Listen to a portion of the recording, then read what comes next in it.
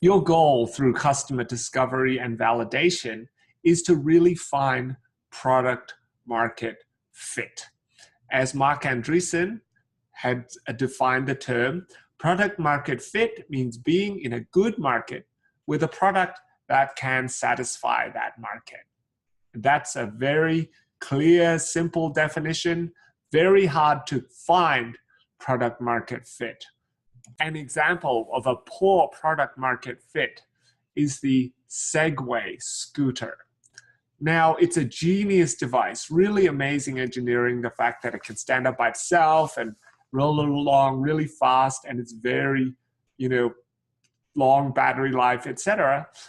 But the question is, who is the customer?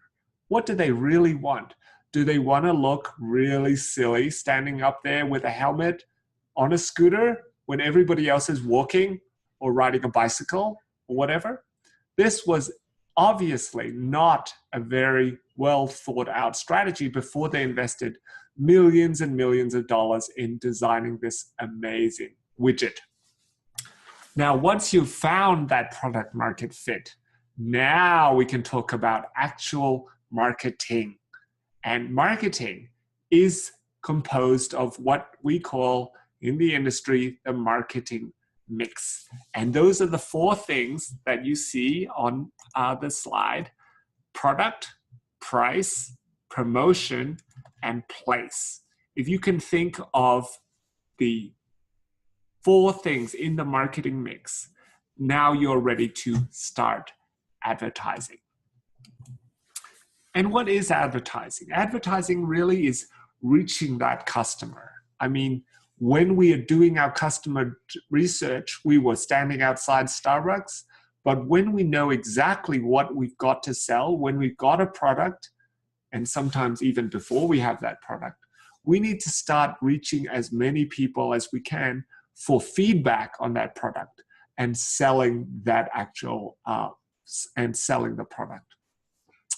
The problem is advertising can be very difficult to directly tie into return on investment. John Wanamaker famously said in 18-something, half the money I spend on advertising is wasted. The trouble is, I don't know which half. So is advertising really a waste of money? It's very hard to know and very hard to quantify. If you're going to buy an ad on a billboard, is that a good way to sell a scooter? If you're going to buy an ad in a magazine, is that the best way? You need that feedback. And so what I found, the best way to get feedback on advertising is by selling online, because you know very clearly if the user clicked and whether or not they were interested, and you don't have to make new ads, you don't have to redesign flyers and so forth. You can just adjust the pricing. So half your ads are at $100, half the ads are at $200. It's very simple to test different pricing points. So as from the Google AdWords website, they say, let's say you have a product that costs $100 to produce, sells for $200, which is a $100 profit. You sell 6 of these as a result of advertising. Your sales are $1,200. Your AdWords cost $200. So that means your return on investment is 50%. So it's very clear the effectiveness of advertising on Google AdWords, for instance.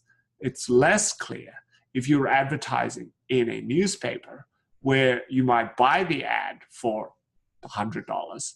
But did anybody look at the ad? Was it the wording was not good? Was the graphics not good?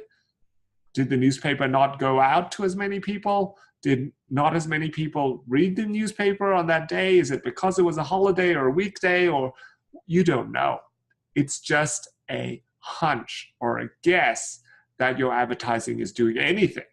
And so I like to recommend that people advertise online to begin with.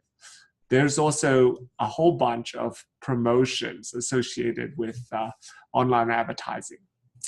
And finally, a fun but challenging marketing activity, very important, is to name your business, name your product, and name your business. And sometimes it's the same thing, but sometimes it's very different. And so here are some examples of marketing success stories that really, these have been blowout successes, and you can know exactly what they stand for. They can even evoke a certain feeling when you say the names, like Coke and Ford and Apple. We all remember situations where they have intersected with our daily lives. So, and you will note that they're very simple, very short, and it's very hard to come up with that exact word that both describes your product and your company and your mission, and is something that is easy to pronounce, projects a certain image, it's selected with the customer in mind, and, as I like to say to my entrepreneurs, must have an available domain name, because when it comes to buying that domain name, it's very expensive if the domain name is already taken. And actually, you can just pretty much forget about it, because I've seen domain names go for $1 million or tens of thousands of dollars. Very expensive. So I have added a few different bootstrapping techniques, which I think are a great way to find available domain names. But I would encourage all my entrepreneur students to find a name that meets as many of these criteria as possible, but also has an available domain name.